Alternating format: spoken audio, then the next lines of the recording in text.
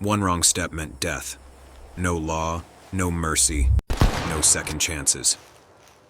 The American frontier didn't care who you were before you arrived, only if you could survive. This is the story of 14 men who faced impossible odds and left their mark on a land that tried to erase them. Some you know, most you've never heard of.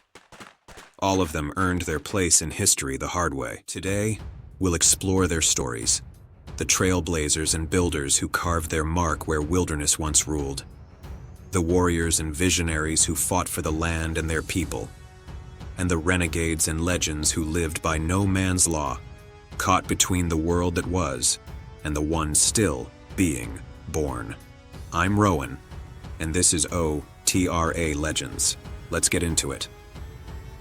Daniel Boone once said, "Heaven must be a Kentucky kind of place." He was a hunter and a surveyor, a man who pushed past fences and noise, trading the comfort of company for the silence of the trees. He carved the wilderness road through the Cumberland Gap, and through it, the nation followed. In 1778, after being captured and adopted by Chief Blackfish of the Shawnee, he learned of a plan to attack Boonesboro. He escaped and ran 160 miles in 5 days through enemy ground to warn his people. Boone was a man of his own making. Simon Kenton once said, "I have roamed the woods, lived by my rifle, and trusted to the strength of my arm." Also known as Simon Butler, he fled home at 15 believing he had killed a man and vanished into the wilderness. He helped settle Virginia, Kentucky, and Ohio, serving in 3 wars and earning a reputation for endurance. Captured by the Shawnee in 1778, he was beaten and forced to run 9 gauntlets, surviving all. Later, imprisoned near Detroit, he escaped and ran hundreds of miles on foot back to Kentucky, scarred, starving, but not broken. James Harrod was a Pennsylvanian by birth and one of Kentucky's first true builders. In 1774, he led 31 men down the Ohio and into the Kentucky wilderness, founding Harrodstown, the first permanent settlement west of the Alleghenies. A soldier in Lord Dunmore's War and the Revolution, Harrod rose to colonel and helped shape early Kentucky politics. Then, in 1792, he vanished on a hunting trip and was never seen again. Some said he was murdered, others that he walked away to start a new life. The truth was lost to the frontier he helped create. George Rogers Clark fought not for glory, but for ground. A soldier of the Revolution, he led 200 men through flooded plains and winter storms to take the Illinois country from British control. That campaign secured the Northwest Territory and pushed the nation's reach to the Mississippi.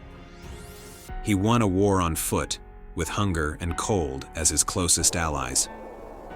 When peace came, the country he helped build left him behind. Clark died in debt and silence, but the story of the frontier was far from over. What came next would turn the wilderness into a battleground, a fight for the land itself and for the people who refused to surrender it. If you've made it this far, be sure to smash that like button and hit subscribe. It helps more folks find these forgotten legends, and it lets me keep telling them. Davy Crockett said, "You may all go to hell, and I will go to Texas." Davy Crockett was an American politician, militia officer, and frontiersman, often called the King of the Wild Frontier. Born poor in the hills of Tennessee, he rose from hunter to congressman, representing his state in the U.S. House of Representatives before leaving politics behind for open country. He fought in the Texas Revolution and died at the Alamo. With him ended the first great age of the frontier. Crockett became the bridge between history and legend. Lewis Wetzel said, "The frontier has its own law, and I am bound to it."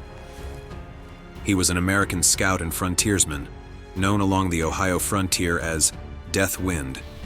He stood around 5'10", with black hair that hung to his knees, and eyes that never missed a thing.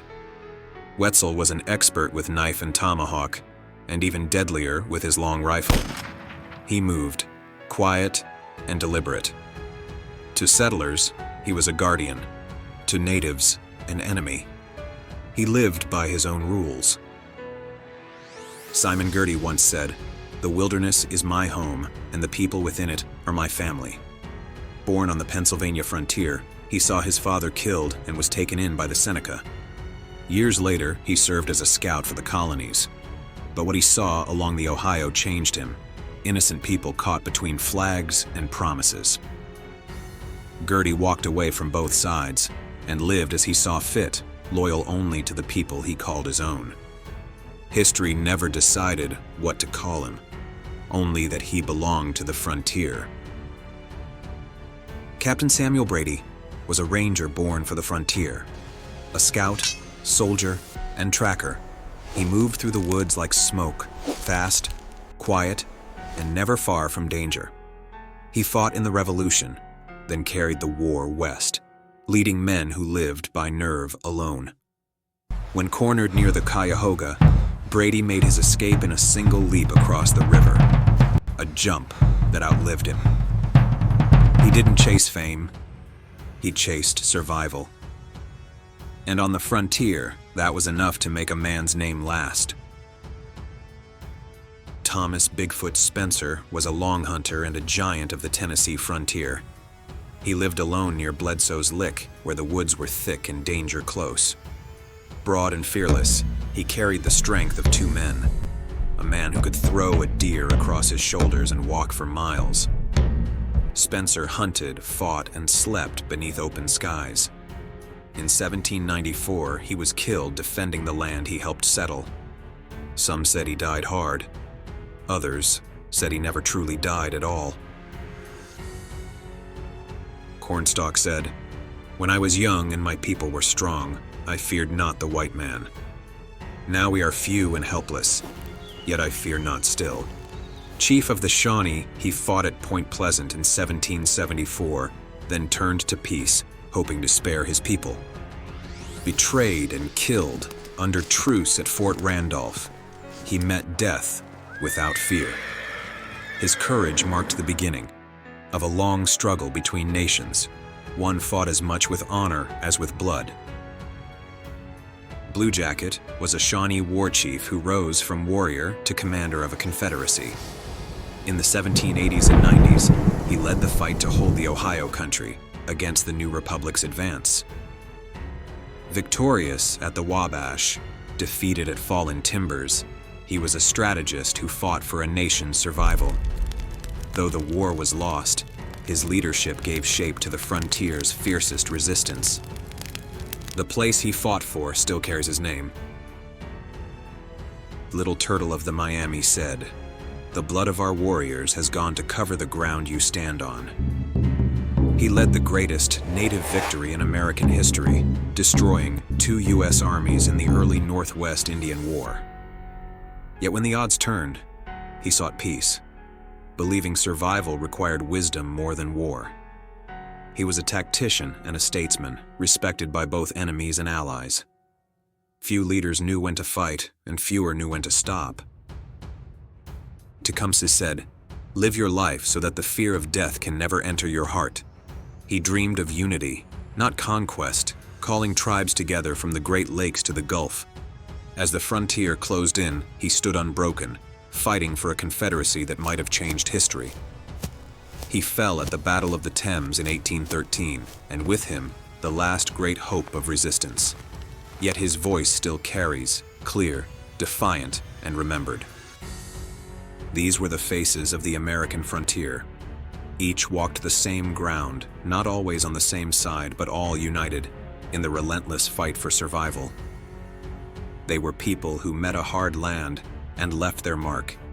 They helped build a nation, and their stories still live on. I'm Rowan, and this is OTRA Legends. Be sure to check out our playlist, Legends of the American Frontier. Then smash that like button and hit subscribe for more tales from America's past.